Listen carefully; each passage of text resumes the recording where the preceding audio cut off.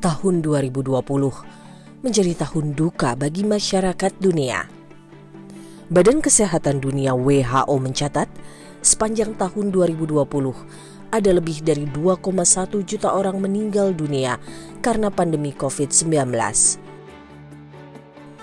Pusat Sumber Daya Coronavirus Johns Hopkins menyatakan, virus corona baru telah menyebabkan pandemi pernapasan paling mematikan dalam satu abad. Sekitar 12.000 hingga 13.000 orang telah meninggal karena COVID-19 setiap hari. Di Indonesia, kondisi ini pun tak berbeda. Tak hanya di perkotaan, juga di pelosok desa. Tak ada orang yang berani keluar rumah. Semua menutup pintu, menghindari mara bahaya. Di kota, pasien COVID bisa segera dievakuasi dengan ambulans. Lalu, bagaimana dengan mereka yang berada di pelosok desa yang jauh dari kemudahan fasilitas dan transportasi, seperti yang terjadi di Provinsi Sumatera Selatan?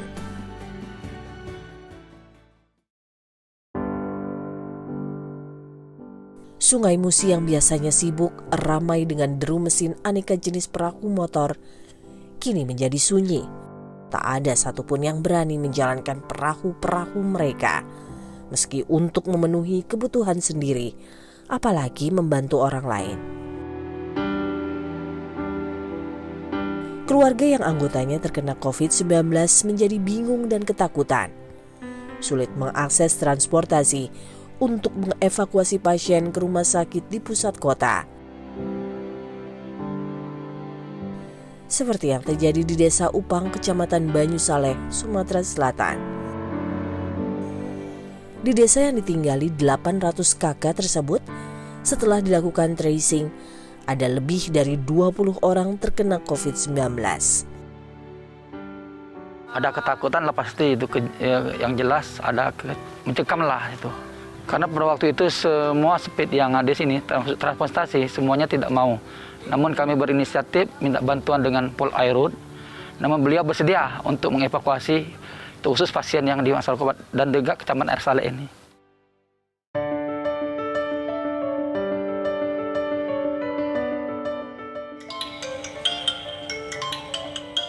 Halo, selamat siang Pak Kades.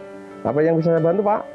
Oh ya, siapa Pak yang mau dievakuasi untuk positif COVID-19 Pak? Oh iya Pak, siap. Selamat pagi, selamat sore rekan-rekan. Kita ada telepon dari Pak Kades Upang Undo bahwa sore ini kita melaksanakan evakuasi pasien COVID yang positif mau dirujuk ke rumah sakit di Palembang. Mari kita melaksanakan tugas untuk kemanusiaan.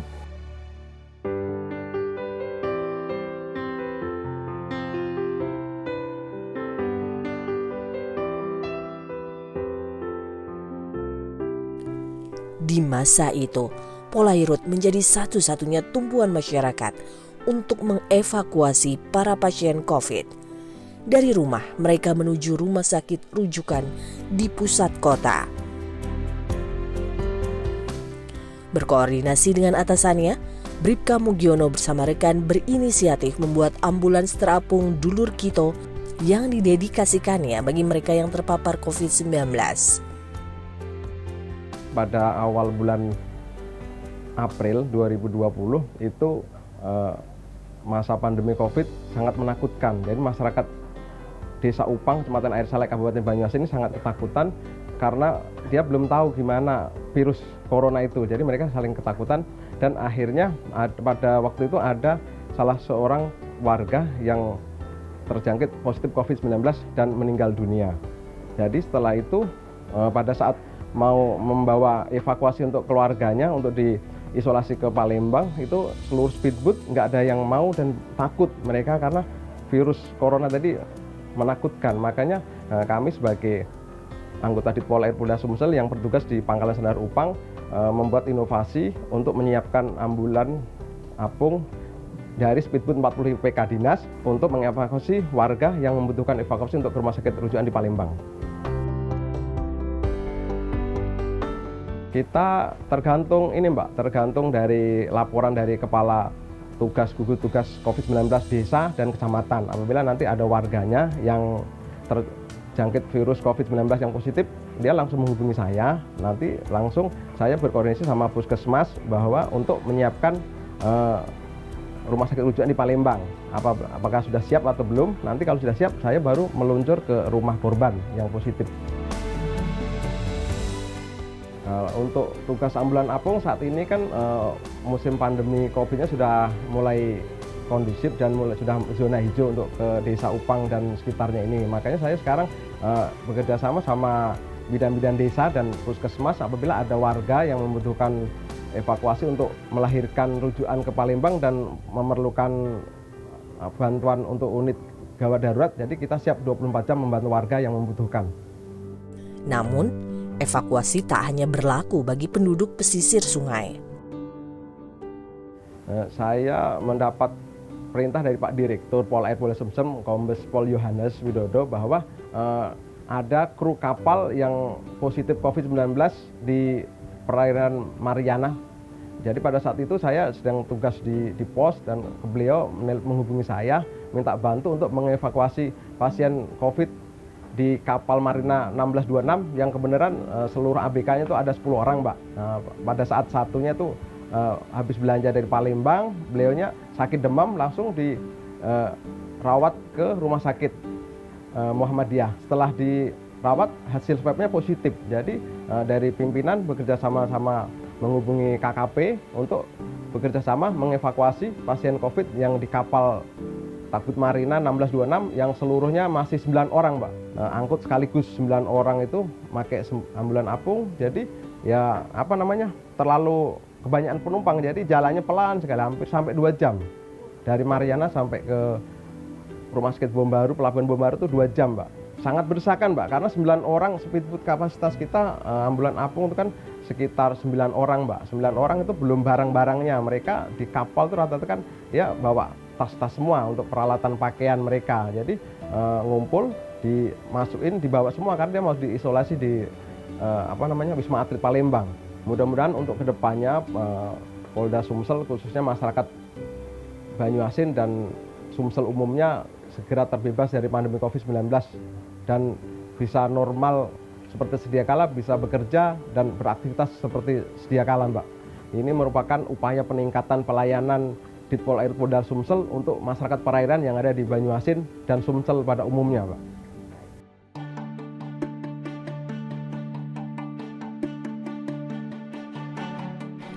Di saat orang lain menutup pintu demi keselamatan mereka, Bribka Mugiono justru membuka akses seluas-luasnya untuk menolong korban yang kesulitan. Atas upayanya ini, Direktur Kepolisian Air dan Udara Komisaris Besar Polisi Yohanes Widodo mengapresiasi kerja Bribka Mugiono. Baginya, apa yang menjadi peran utama kepolisian sebagai pengayom dan pendamping masyarakat telah melekat di jiwa anggotanya. Meski jauh dari sorotan, namun mampu berperan maksimal. Memang benar, selama saya bertugas di Polair Polda Sumsel, dan kami sudah hampir kurang lebih sekitar 1 tahun, masyarakat yang tinggal di Sumsel ini adalah sebagian besar tinggal di pinggir Sungai Musi. Mereka kehidupannya rata-rata adalah petani dan nelayan. Ini yang tinggal di Sungai Musi. Kami sudah beberapa kali mendatangi mereka, kita ngajak ngobrol bersama dengan mereka, kita tukar pikiran dengan mereka. Apalagi pada saat kami tugas di sini sudah menjelang COVID-19. Kami ternyata menemukan atau mendapatkan mereka yang tinggal di Sungai Musi ini perlu adanya kehadiran dari pihak kepolisian, khususnya dari Direktorat Polairut Polda Sumsel. Masa COVID-19 ini mulai ada dampaknya di khususnya masyarakat yang tinggal di pinggir Sungai Musi. Kami perintahkan kepada yang bersangkutan menjemput di rumahnya dengan prokes yang lengkap, kemudian dibawa dengan ambulan apung yang kami buat itu. Dijemput ke rumahnya, dari rumahnya dibawa ke rumah sakit atau pelabuhan terdekat. Setelah sampai di pelabuhan terdekat nanti sudah ada ambulan dari rumah sakit yang membawa korban ke rumah sakit. Widodo menyadari bahwa COVID-19 menghantam hampir semua sektor kehidupan di pesisir Musi. Ia dan jajarannya kemudian berinisiatif membantu dengan segenap kemampuan yang dimiliki. Anak-anak berkumpul di rumah, terus kami dan guru-guru mendatangi anak-anak dan mengasihkan materi pembelajaran.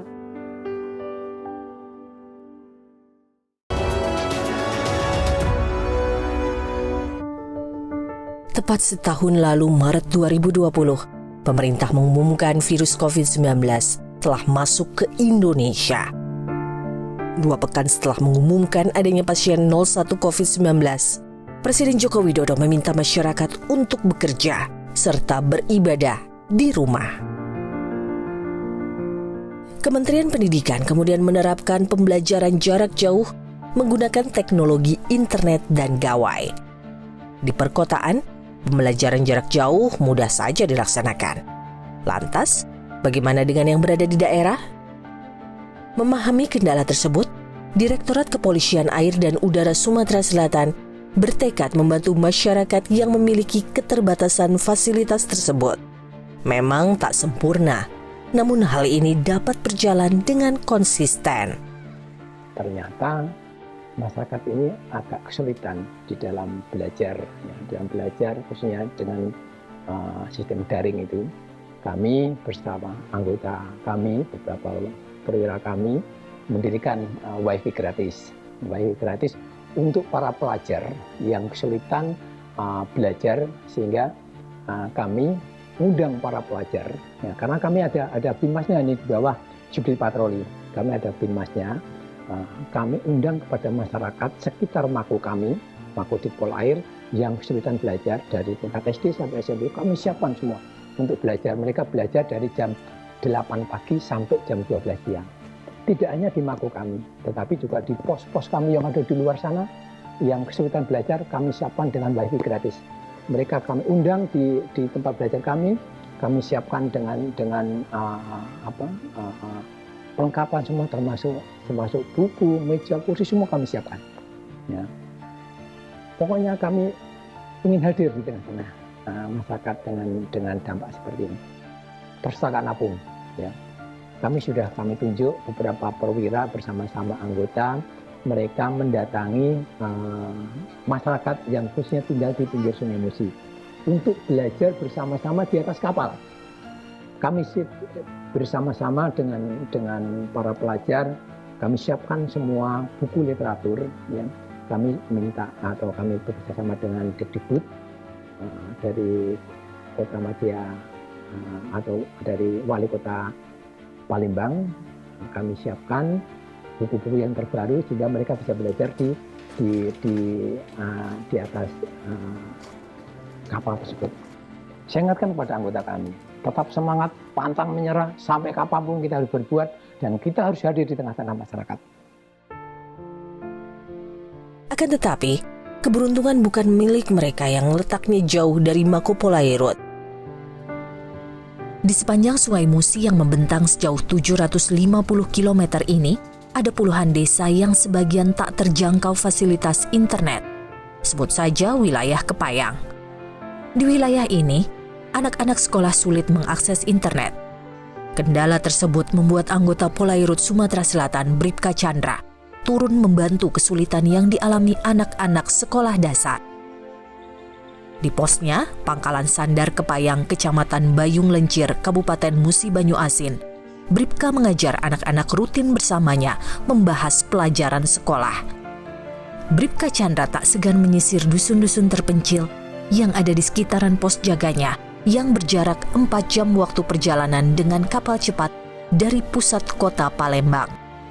Motivasi saya merasa prihatin melihat kondisi anak-anak yang di sana yang serba keterbatasan, seperti keterbatasannya tempat pendidikan, keterbatasan informasi karena sinyal yang sulit, terus terbatasnya bimbingan dari orang tua karena orang tua mereka sibuk bekerja dari pagi sampai sore. Jadi saya prihatin saya termotivasi untuk mengajarkan mereka, membantu mereka. Saya minta izin pada pimpinan dan alhamdulillah pimpinan mendukung saya dan saya ke sekolahan SDN Kepayang dan alhamdulillah ibu guru kepala sekolah menerima saya dengan baik untuk menjadi tenaga pendidik di sana. Bribka Chandra sesungguhnya sudah mulai mengajar anak-anak di Desa Kepayang sejak 2017 lalu. Di sela tugasnya, ia datang ke sekolah untuk mengajar. Dan ketika masa pandemi, semangat mengajarnya tidak redup. Dengan tetap menjalankan prokes COVID-19, ia mengajak anak-anak tetap semangat bersekolah. Untuk di masa pandemi ini kan anak-anak tidak sekolah, jadi belajarnya secara luring. Luring itu kan belajar di luar jaringan dengan cara anak-anak berkumpul di rumah, terus kami dan guru-guru mendatangi anak-anak dan mengasihkan materi pembelajaran. Dan supaya anak-anak tidak jenuh, sumber makan. Untuk pembelajarannya saya mengacu pada buku pembelajaran sekolah, kurikulumnya sesuai anjuran pemerintah, kurikulum 12, 13. Dan di situ saya memberikan materi sesuai buku pelajaran anak tersebut. Bribka Chandra nampaknya paham betul akan karakter anak-anak. Agar tak jenuh, ia menarik perhatian anak-anak dengan bermain sulap. Harapan ke depan saya akan terus melanjutkan pembelajaran. Dimanapun saya bertugas, saya akan membantu anak-anak dimanapun. Dan harapan untuk anak didik, supaya mereka giat belajar, menggapai cita-cita, walaupun mereka di desa, tetap harus menggapai cita-cita mereka, tetap semangat dalam pembelajaran, biar lebih maju, lebih hebat lagi. Dan pendidikan, harapan saya pendidikan Indonesia, biar merata di pelosok sampai pelosok desa, biar anak-anak generasi penerus bangsa bisa merasakan dan lebih maju, lebih hebat, lebih kreatif, dan bisa bersaing di negara-negara lainnya dan semakin hebat. Meski begitu, Bribka Chandra tak melupakan tugas utamanya sebagai anggota Polairut yang harus menjaga wilayah perairan di sekitar pos penjagaannya. Tugas pokok dari Polair ialah menjaga Kamtipmas di perairan Desa Kepayang, menegakkan hukum, melayani dan mengayomi masyarakat. Di situ saya bagi waktu antara jam 8 sampai jam 10 saya berpatroli, melindungi masyarakat, melayani masyarakat, menjaga Kamtipmas. Dan apabila ada waktu luang sekitar jam 10 sampai jam 12 saya ke sekolahan untuk membantu guru-guru menjadi tenaga pendidik di sana. Dan setelah itu, setelah melakukan pembelajaran, saya kembali melakukan patroli, menjaga Kamtipmas di perairan Desa Kepayang tersebut. Bribka Mugiono dan Bribka Chandra adalah dua dari jajaran Polairut Sumatera Selatan yang tak berhenti berkiprah untuk masyarakat. Di masa pandemi, apa yang bisa diberikan kepada masyarakat akan diupayakan secara maksimal dengan peralatan yang dimiliki Polairut. Bahkan berusaha menjangkau masyarakat yang kurang beruntung dengan membagikan sembako hingga ke pelosok yang sulit dijangkau. Direktur Polisi Air, Laut, dan Udara Komisaris Besar Polisi JS Widodo sendiri yang langsung terjun memastikan masyarakat di bawah wilayahnya terbantu. Sedini mungkin kita bisa membantu masyarakat kalau bisa melakukan penyemprotan untuk melakukan pencegahan.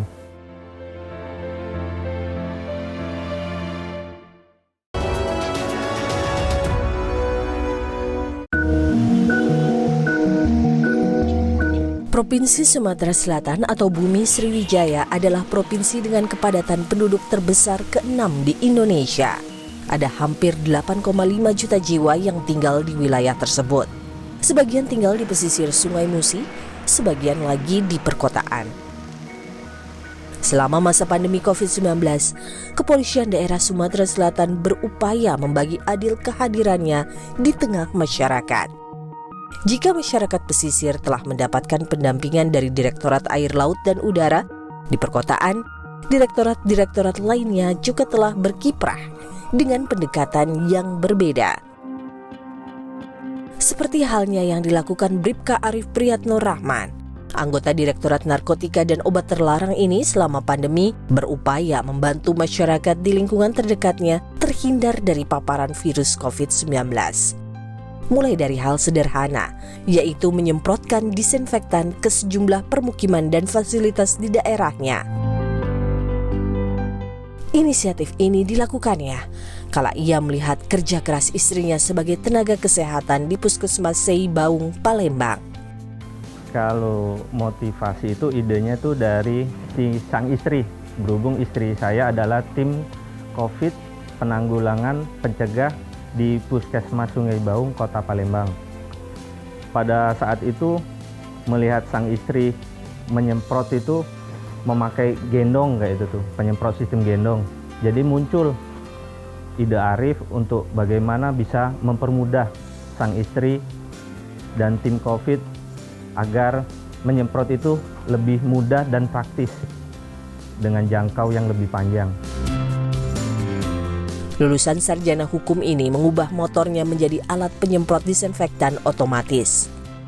Alat penyemprot ini ia beli dengan koceknya sendiri. Kemudian dengan bantuan tukang las, ia membuat penyimpanan dan memodifikasinya hingga berfungsi otomatis menyemprot dari dua sisi kanan dan kiri. Kalau pertama itu kita buat sendiri, pakai kayak backlin, kayak terusan kita diberikan sama si puskes istri, diinspektan cair, dan juga bantuan dari Direktorat Narkoba Polda Sumsel, alat obat tablet ini diinspektan khusus.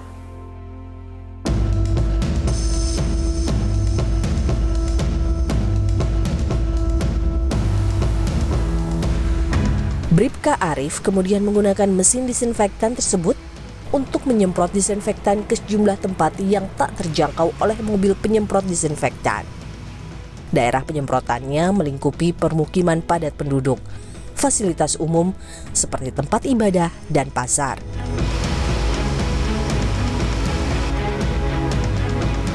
Sesekali dengan pendekatan kekeluargaan, ia mengajak masyarakat untuk mematuhi prokes 3M. Terima kasih atas bantuannya untuk penyemprotan ini. Bribka Arif dan istri juga bersedia meminjamkan alatnya untuk kepentingan umum. Tugas pokok kita sebenarnya anggota Direktorat Narkoba yang berhubungan dengan penyelidikan, penangkapan, dan penyidikan. Jadi ya dini mungkin kita bisa membantu masyarakat kalau bisa melakukan penyemprotan untuk melakukan pencegahan. Atas inisiatifnya ini, Direktur Reserse Narkotika dan Obat Terlarang Polda Sumatera Selatan, Kombes Pol Heri Istu Haryono, memberikan apresiasi tinggi pada Bribka Arif yang tetap berkiprah untuk masyarakat di luar tugas pokoknya di masa pandemi. Jadi Arif ini kebetulan dia menyempatkan waktunya untuk melakukan kegiatan yang membantu masyarakat. Kemudian istrinya adalah seorang bidan, jadi dia ada trouble, dia tahu bahwa kalau melakukan disinfektan pakai manual itu akan menyulitkan, maka dia melakukan inovasi mencari motor. Inovasinya adalah mempercepat. Di situasi pandemi ini ternyata narkoba ini bukan main turun. Dan pada posisi COVID ini ternyata jadi jalan pintas. Nah, untuk tugas pokoknya kita memang melakukan penyelidikan dan penyelidikan tidak dengan penyelidikan narkoba. Untuk kemudian yang berikutnya adalah melakukan pembinaan, yang berupa penyuluhan dan melakukan pencegahan dan rehabilitasi. Jadi kita juga memberikan rehabilitasi ke masyarakat. Yang berikutnya adalah kita melakukan pengawasan penyelidikan, dan terakhir adalah kita melakukan koordinasi dan pembinaan teknis terhadap instansi yang lain, jadi aparat penegak hukum yang lain yang berkecimpung dalam bidang penyalahgunaan narkoba di wilayah Sumsel. Masyarakat memandang tugas pokok Kepolisian Republik Indonesia hanya mengurusi keamanan dan ketertiban di dalam negeri. Namun lebih dari itu, kepolisian menjadi pengayom masyarakat tanpa batas, jarak, maupun waktu. Karena sebenarnya polisi itu apakah dia sedang berpakaian preman atau sedang berdinas atau tidak berdinas, dia tetap polisi. Misalnya seorang polisi saat ini tidak berdinas, berjalan ada kejahatan, kan dia tidak bisa mengatakan saya bukan polisi. Nah, jadi konsep itulah yang saya pikir dilakukan oleh anak buah saya. Mereka hidup dalam masyarakat, kemudian mereka juga melihat kondisi masyarakat, sehingga dia merasa ada panggilan hati. Dia bisa ikut membantu masyarakat, terutama yang dilakukan oleh beberapa teman-teman saya ini, anak buah saya itu, dengan memberikan bantuan, apakah itu tenaga dan sebagainya, sehingga paling tidak membantu masyarakat yang memang dalam kesusahan. Ya, saya kira gini, berikan pelayanan yang terbaik pada masyarakat. Kita hidup di masyarakat dan nanti akan kembali kepada masyarakat. Apa yang terbaik oleh masyarakat, itulah terbaik dilakukan oleh Polri. Polri sudah banyak berbuat, teman-teman anggota saya banyak berbuat yang baik dalam hal, tentu bekerjasama dengan stakeholder yang lain ya, TNI, Pemda dan sebagainya, baik dalam misalnya COVID-19, juga nanti kita dalam penanganan Karhutla. Itu adalah bagian yang harus kita lakukan. Bekerja saja dengan baik, kalau akan mendapat penghargaan atau mungkin mendapatkan pembinaan karir lebih baik, itu adalah dampak. Jadi kita kalau bekerja tidak katakanlah ikhlas kepada Tuhan kita, insya Allah dampaknya juga akan baik. Jadi tidak perlu mendapatkan penghargaan baru bekerja, tidak harus karena perintah harus bekerja. Saya bekerja dengan baik dan layani masyarakat dengan baik. Dan yang paling terakhir, pada anggota saya, ya, hindarilah perbuatan-perbuatan yang mencoreng nama baik kita sendiri, nama baik individu maupun nama baik organisasi. Berikan yang terbaik untuk masyarakat kita. Pin emas Kapolri untuk Bribka Arif, tiket sekolah perwira bagi Bribka Mugiono dan Bribka Chandra adalah sebagian apresiasi Kapolda Sumsel dan Kapolri untuk memotivasi anggotanya yang berperan lebih dari tugas yang diwajibkan kepadanya. Tidak ada hasil yang mengkhianati usaha dan kerja tulus dari hati.